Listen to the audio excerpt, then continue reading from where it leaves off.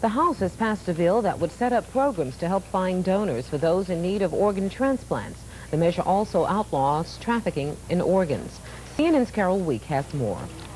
Congressman Albert Gore of Tennessee, the bill's author, says thousands of lives could be saved each year if there were more organ donors and a better system of matching up people who need transplant surgery with available organs. We've reached the point with organ transplantation where we can no longer just respond on an ad hoc basis and get the transplant treatment to the person who can get publicity and get the attention of members of Congress or the President.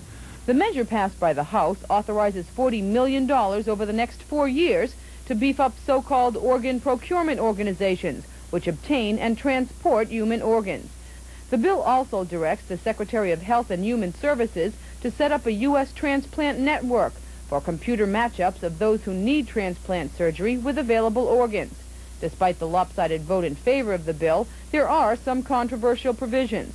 $30 million is to be spent over the next 2 years supplying an expensive immune system drug free of charge to transplant patients. The bill also makes it a crime to traffic in human organs.